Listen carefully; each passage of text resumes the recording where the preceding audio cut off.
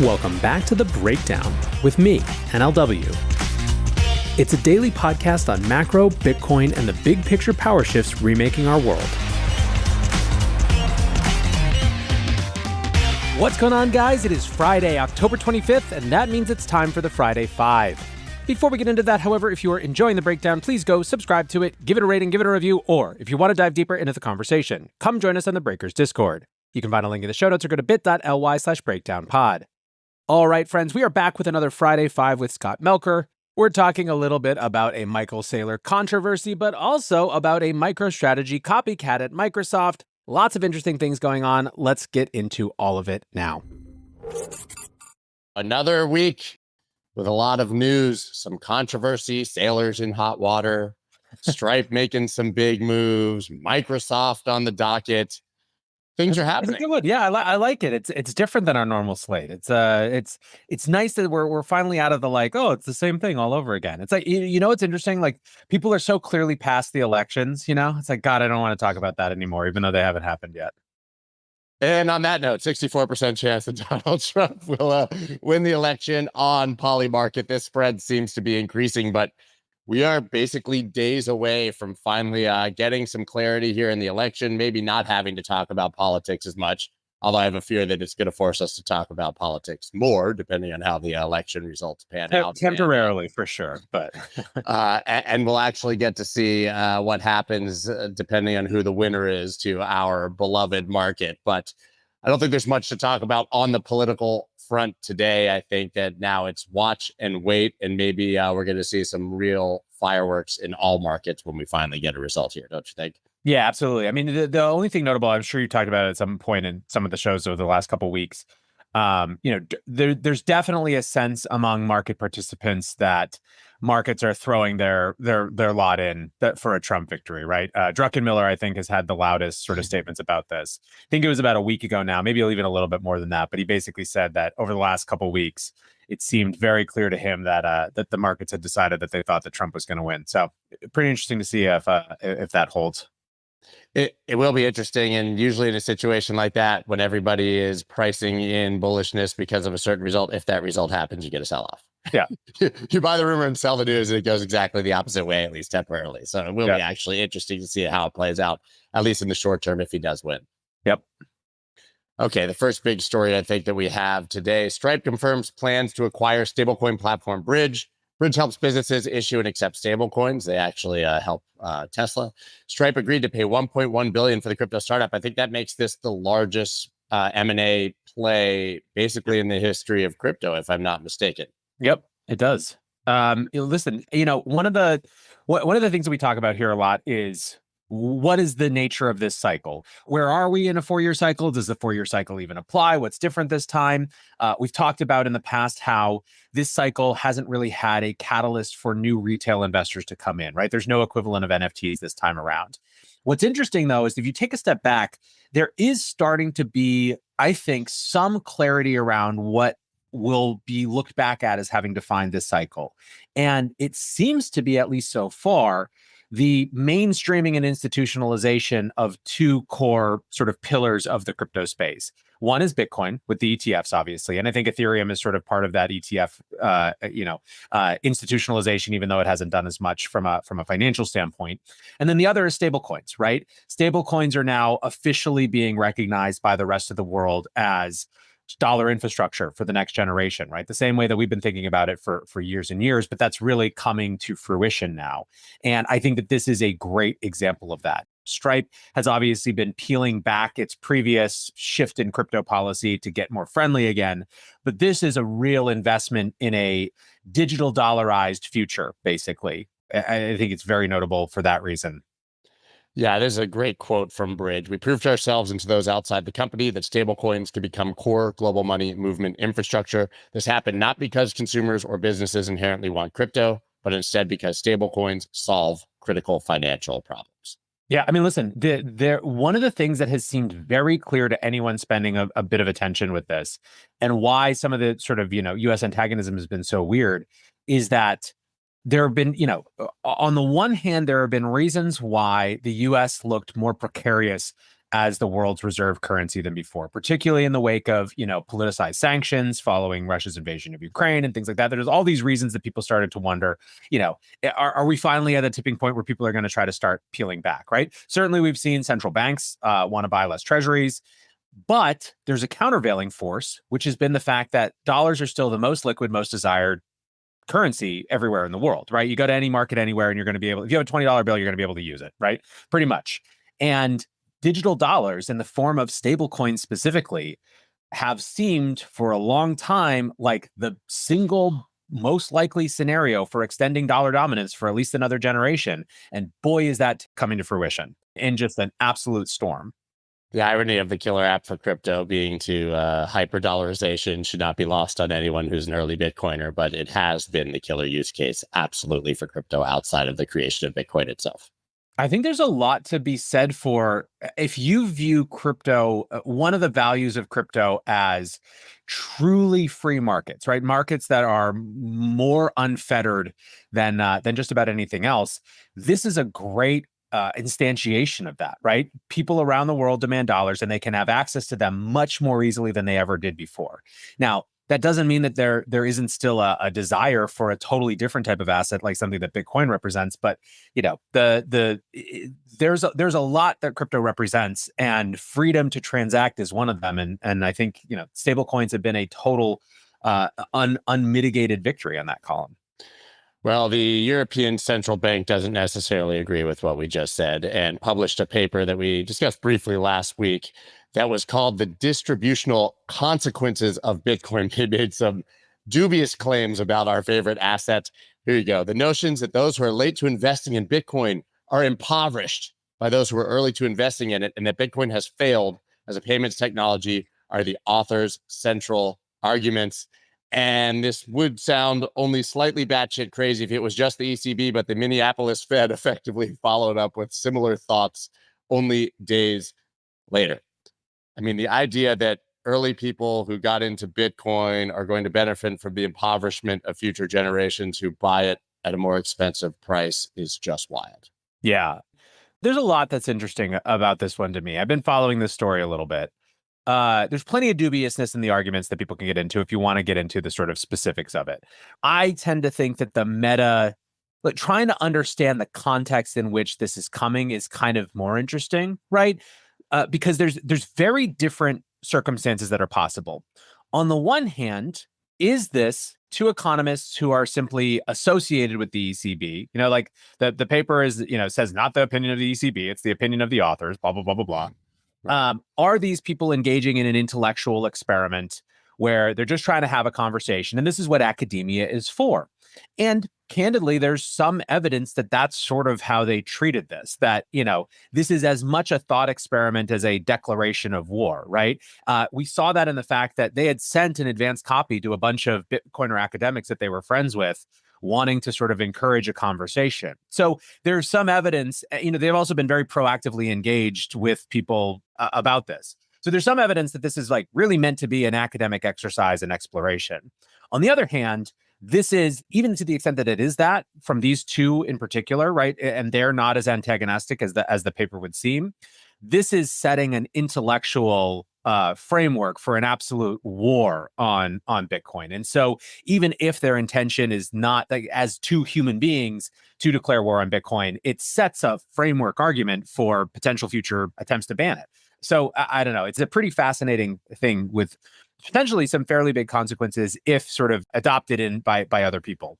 I agree with you that it's an academic experiment, but it does sort of draw some conclusions that seem to lead to we'd be better off without Bitcoin at all. Absolutely. And the Minneapolis Fed went that direction. I mean, I love this one. The new Lamborghini, Rolex, Villa, and equity portfolios by early Bitcoin investors do not stem from an increase in the economy's production potential. Rather, they are financed by diminishing consumption and wealth of those who initially do not hold Bitcoin. It's like filling one bucket by draining water from another. The latecomers have to give up for the benefit of the early holders. Thus, missing out on Bitcoin is not merely a lost opportunity for wealth accumulation, but means real impoverishment compared to a world without Bitcoin. The redistribution of wealth and purchasing power is unlikely to occur without detrimental consequences for society. Okay. Even if the latecomer cannot attribute their loss of purchasing power They will feel a malaise and frustration that will contribute further to even ever more split society. So even if there aren't actual financial consequences, they're going to feel really bad about it and be angry. Yeah, I mean, listen, like I said, the substance of the paper, there's a lot of dubiousness in this. There's, just there's so many assumptions that they don't even try to caveat them as assumptions. They just kind of plow through and hope you don't notice. Oh man, when I get my Lambo, I'm telling you, man, I wasn't an early enough Bitcoiner enough, I guess, to qualify. So I'll be malaise and frustration guy.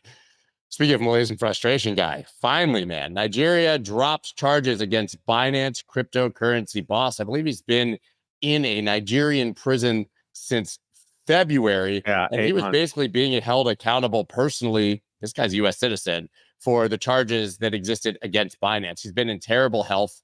They're finally releasing him, said he can leave the country, go get the health, the care that he basically needs, the medical treatment, and that they're not dropping any charges against Binance, but Gambarian Tigran is free to finally go. This is crazy. I mean, this guy went on a business trip to Nigeria for Binance in February and has been sitting in prison since.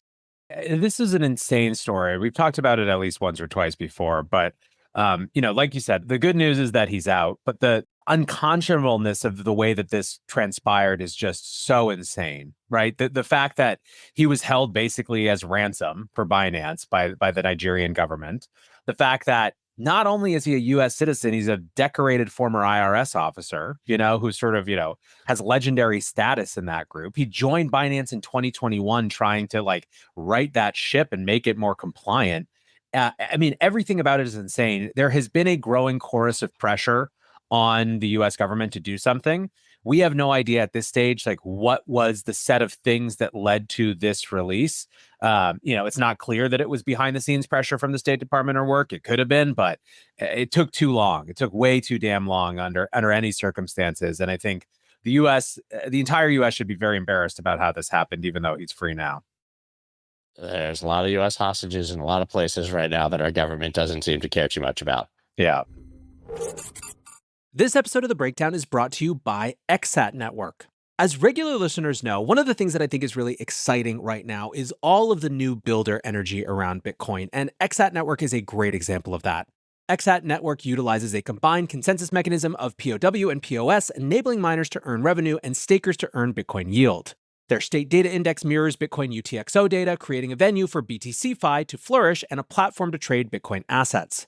ExSat Network partners with Matrixport, committing 5,000 to 10,000 NBTC to the network, assisting with dApp development and enhancing security.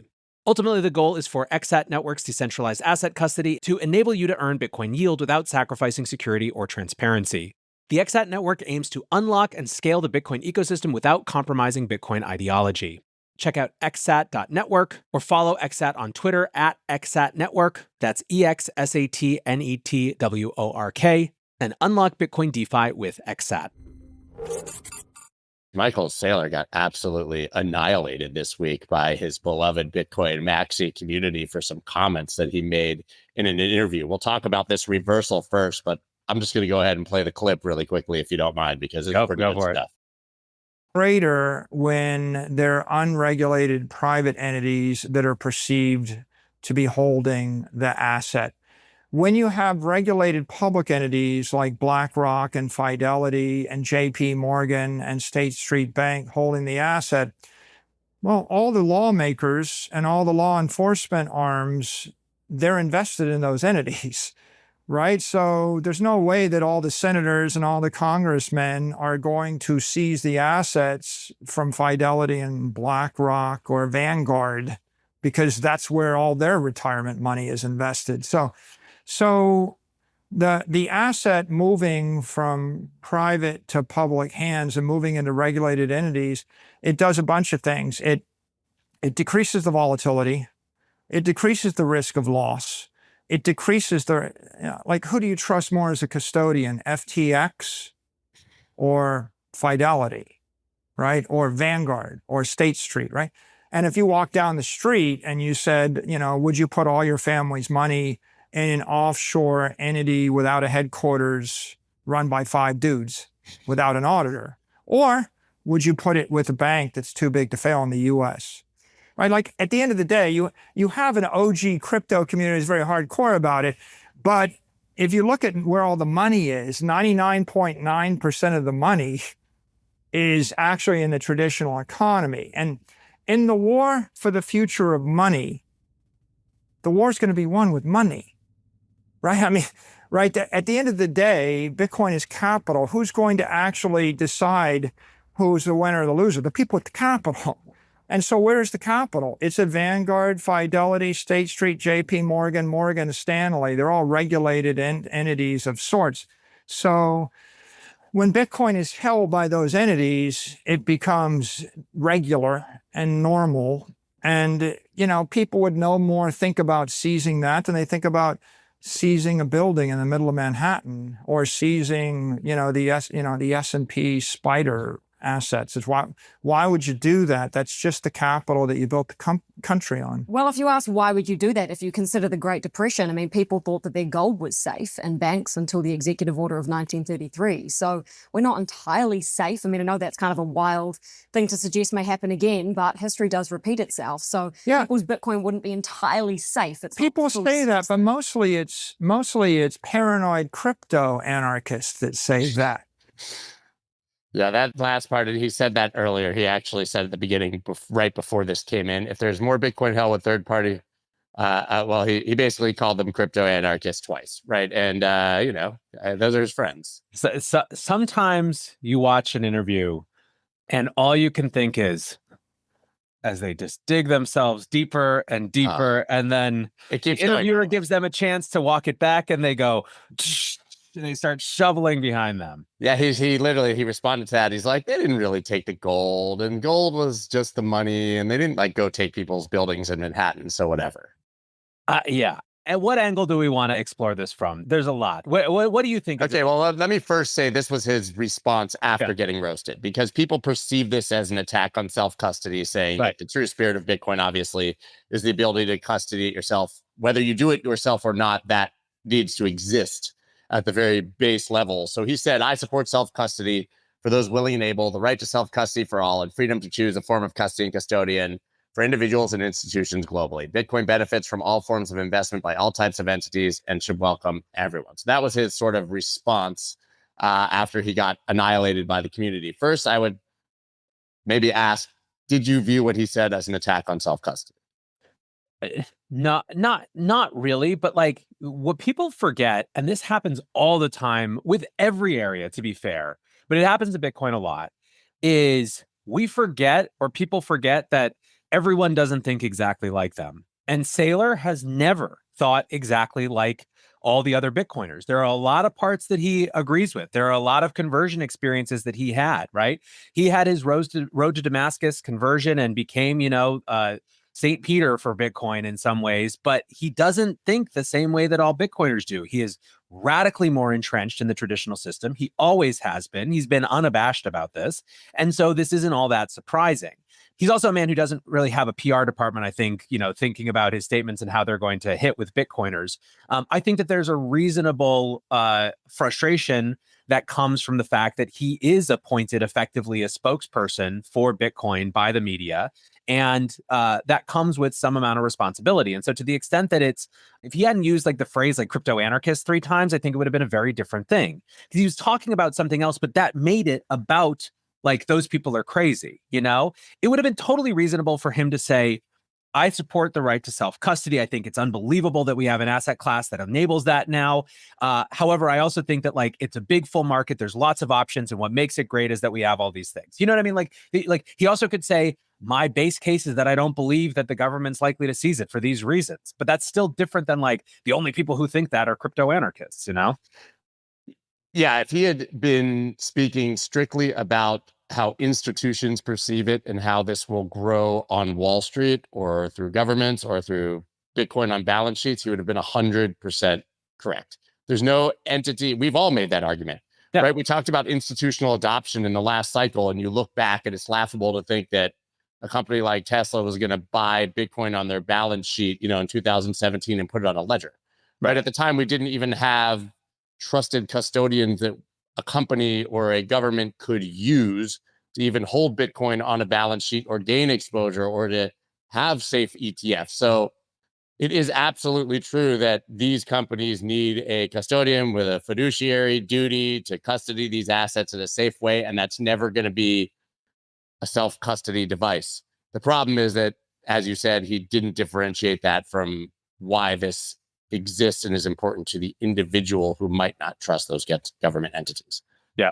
It's a great reminder of like, ultimately, you never want to meet your heroes, because even when they're genuinely great, and you're always going to find points where they're just different than you thought.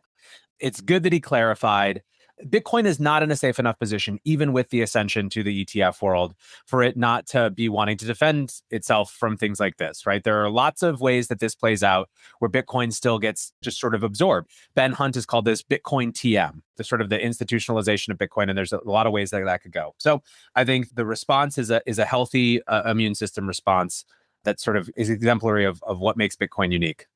I mean, he's in the unenviable position of effectively having to appeal to those OG crypto anarchists that he spoke of, but also, as you said, be the institutional spokesperson moving forward.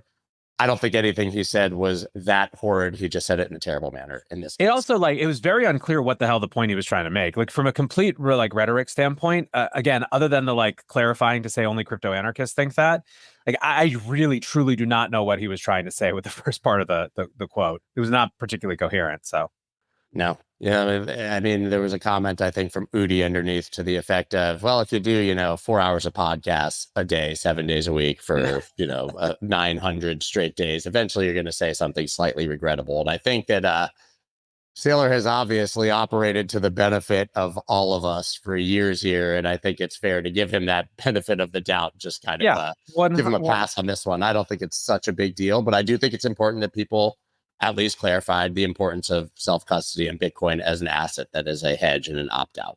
totally. Yeah. And it will impact the way that he thinks about these conversations in the future. And there will be plenty of chances for him to talk in the future. I think, we'll get an example of that in one of our stories later on. Yeah, here we go. Microsoft urges shareholders to vote against a proposal to assess Bitcoin as a diversification investment. We have the title, Is Bitcoin the Best Hedge Against Inflation? Well, in this context, the National Center for Public Research argued that Bitcoin is an excellent, if not the best, hedge against inflation, and that at minimum, companies should invest 1% total assets into the cryptocurrency. This is actually on the docket for Microsoft to go full MicroStrategy. We got Microsoft and MicroStrategy. To be fair, it's not going to get voted for. Yeah. Right. Just because it's there doesn't mean it's going to happen, but I think it's important that it's there. It's not ignorable, right? This is a proposal that was being called by shareholders who have the right to do that. They're going to have discussions of it. You're right that it's absolutely not going to get through, but they're specifically calling out the example of MicroStrategy, right? They're saying, look over there, look at what they've done, look at what's happened. From completely economic reasons, there's a strong argument just based on that we should be doing this. Yeah, but we've yet to see sort of that second company come in and take this stand that MicroStrategy did. I mean, at the time, I guess we had Tesla and Square. Those were somewhat expected, but it's been years in the dry desert of Bitcoin on the balance sheet here. Yeah, there's no pressure for anyone to do that. So it would take someone. It would take a leader who is specifically high conviction around it and was willing to like really go to the mat for it in some ways. It's the type of change that until there's sort of a broad agreement that that's the way to go, it's going to still take very individualistic, high-powered leaders to push that through. Yeah, I think it's also important to note that when MicroStrategy, Tesla, and Square did this, the accounting rules were not favorable to companies that wanted to add Bitcoin to the balance sheet. That has changed. And to be fair, that probably just started the process years later than they all decided to add Bitcoin. And that process is going to take years and years and years to play out for a company, especially as large as a Microsoft or an Apple that people have floated to actually take their money and put it into Bitcoin on the balance sheet to hedge against inflation, when Bitcoin, to be fair, has not proved yet to be an inflation hedge.